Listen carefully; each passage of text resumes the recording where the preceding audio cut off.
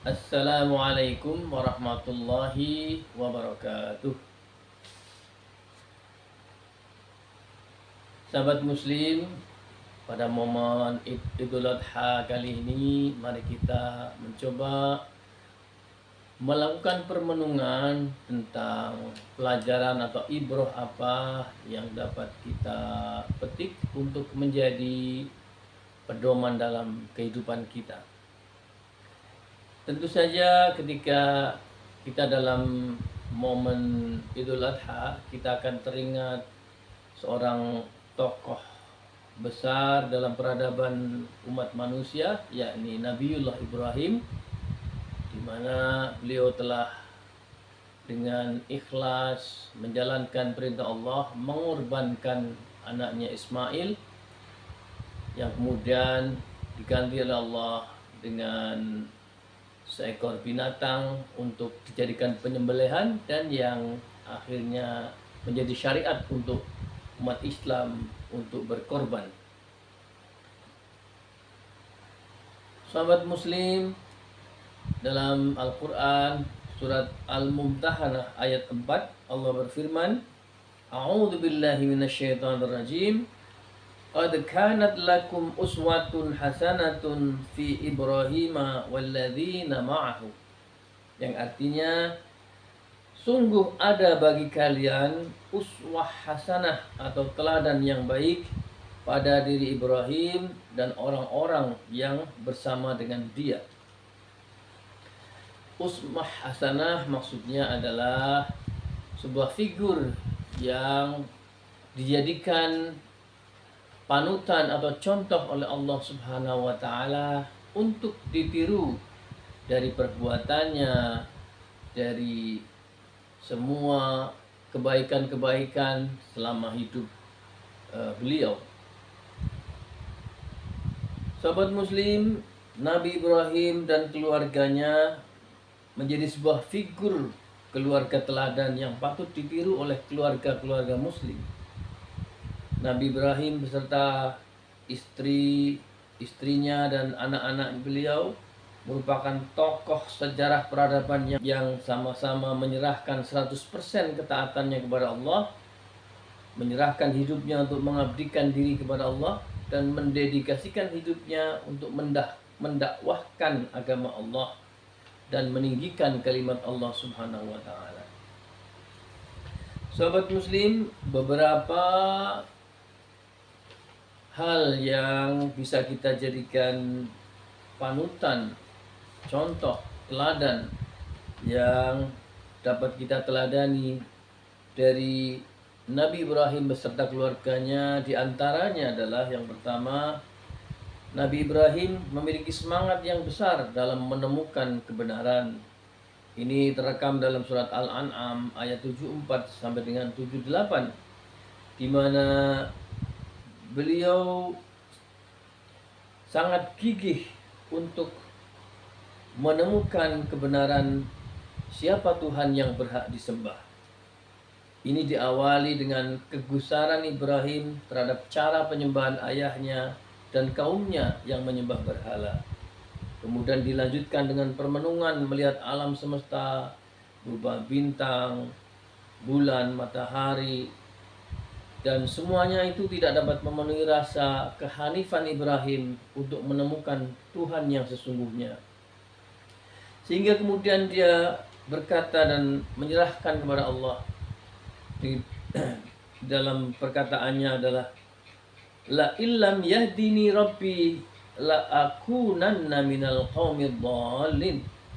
Sesungguhnya jika Tuhanku tidak memberi petunjuk kepadaku, pastilah aku termasuk orang yang sesat. Kegigihan Nabi Ibrahim dalam mencari kebenaran ini patut kita teladani dengan upaya-upaya untuk memahami kebenaran-kebenaran dalam agama kita, dengan meluangkan waktu untuk menghadiri majelis ilmu, memahami kebenaran-kebenaran syariat Islam yang memang menjadi kewajiban setiap muslim untuk mempelajarinya. Sebagaimana terhadap dalam sebuah hadis yang diriwayatkan oleh Ibnu Majah dari Anas bin Malik, Rasul SAW bersabda, Thalabul ilmi faridatun ala kulli muslimin. Mencari ilmu adalah wajib bagi setiap muslim. Sobat muslim, yang kedua yang patut kita teladani dari riwayat Nabi Ibrahim dan keluarganya adalah ketaatan kepada Allah 100% tanpa ragu. Paling tidak ada dua peristiwa yang menunjukkan betapa ketaatan Ibrahim beserta keluarganya kepada Allah sangat luar biasa.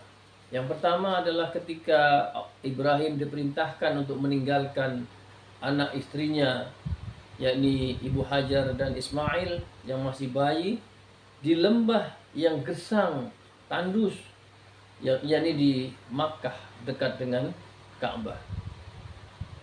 Yang kedua adalah peristiwa ketika Nabi Ibrahim diperintahkan untuk menyembelih Ismail melalui mimpinya.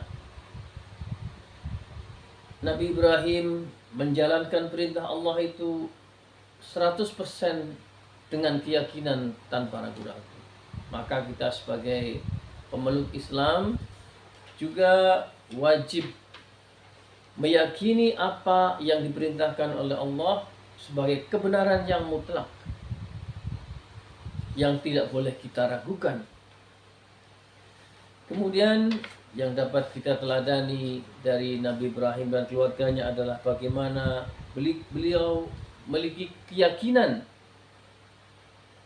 dan ketawakalan kepada Allah dalam memperjuangkan kebenaran. Ini kita bisa ambil ibrahnya dari peristiwa ketika Nabi Ibrahim dibakar dalam kobaran api. Beliau berdoa sebagaimana terdapat dalam hadis yang diriwayatkan oleh Imam Bukhari dari Ibnu Abbas sehubungan dengan firman Allah dalam surat Ali Imran ayat 173 yang diantaranya berbunyi wa qalu hasbunallah wa ni'mal wakil. Ibnu Abbas berkata bahwa doa inilah yang dibaca oleh Nabi Ibrahim ketika dilemparkan ke dalam api. Hasbunallah wa ni'mal wakil. Cukuplah Allah sebagai pelindung kami dan Allah sebaik-baik pelindung. Ini menunjukkan betapa Ibrahim meyakini akan pertolongan Allah dan menyandarkan keselamatannya hanya kepada Allah. Oleh karena itu bagi kita selaku pemeluk agama Islam, kita mesti meyakini bahwa ketika memperjuangkan kebenaran Islam dan menolong agama Allah, maka pasti Allah akan menolong kita.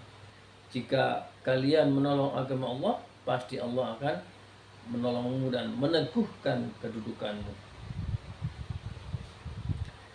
Sahabat muslim, kemudian yang berikutnya adalah bagaimana Nabi Ibrahim juga membangun kasih sayang dalam rumah tangganya. Ketika berdialog dengan Nabi Ismail mengenai mimpi Nabi Ibrahim untuk menyembelih beliau, Nabi Ismail memanggil anaknya dengan kata-kata qala ya bunayya. Ya bunayya ini merupakan suatu bentuk panggilan kepada anak yang mengandung kedekatan, kelembutan dan penuh kasih sayang. Jadi kira-kira padanan dalam bahasa Indonesia adalah wahai anakku tersayang. Padahal dalam bahasa Arab bisa digunakan kata lain untuk memanggil anak, misalnya ya ibni. Tetapi Nabi Ibrahim menggunakan kata-kata yang penuh dengan kedekatan, kelembutan dan kasih sayang, ya bunayya. Demikian juga Nabi Ismail menjawab perkataan Nabi Ibrahim dengan kata-kata ya abati. Kerjakan apa yang diperintahkan. Panggilan ya abati itu merupakan panggilan kepada orang tua yang mengandung sikap hormat dan kasih sayang. Ada ungkapan yang lain sebetulnya bila kita memanggil ayah dengan ya abi, tapi karena kasih sayang sudah terbiasa dalam keluarga Nabi Ibrahim, maka Nabi Ismail pun menjawab dengan ya abati, yang artinya adalah wahai bapakku tersayang. Demikian indah hubungan antara orang tua dan anak ketika dihiasi dengan kasih sayang di antara kedua belah pihak, sebagaimana dicontohkan oleh Nabi Ibrahim dan anaknya Ismail. Oleh karena itu, kita hendaknya membangun suasana dalam keluarga kita, komunikasi dan sikap antar anggota keluarga dengan dilandasi dengan kasih sayang agar terjalin keharmonisan dalam membangun keluarga. Sobat muslim, yang terakhir yang mungkin bisa kita teladani dari Nabi Ibrahim adalah ketika Nabi Ibrahim bersama anaknya Ismail telah selesai membangun Ka'bah, salah satu doa yang dilantunkan adalah إذ قال إبراهيم رب اجعل هذا بلدا آمنا وارزق أهله من الثمرات من آمن منهم بالله واليوم الآخر. Dan ingatlah ketika Ibrahim berdoa, ya Tuhanku, jadikanlah negeri ini negeri yang aman sentosa, dan berikanlah rizki dari buah-buahan kepada penduduk yang beriman di antara mereka kepada Allah dan hari kemudian. Jadi Nabi Ibrahim merupakan seorang tokoh yang tidak hanya memikirkan diri sendiri dan keluarganya, tetapi juga memikirkan masyarakatnya. Dan juga banyak hadis maupun ayat-ayat Al-Quran yang menunjukkan bahwa kita diperintahkan untuk memiliki kepedulian sosial. Seorang muslim tidak dibenarkan dirinya kenyang sementara tetangganya kelaparan. Seorang muslim adalah yang ketika orang lain merasa aman dari perbuatan lisan dan tangannya. Dan seorang muslim wajib mengubah kemungkaran yang di sekitarnya, yang dia saksikan dengan tangannya, dengan kekuasaannya, dengan lisannya, atau dengan hatinya. Demikian sahabat muslim, beberapa keteladanan Nabi Ibrahim sebagai ibrah yang dapat kita teladani untuk diterapkan dalam kehidupan kita. Assalamualaikum warahmatullahi wabarakatuh.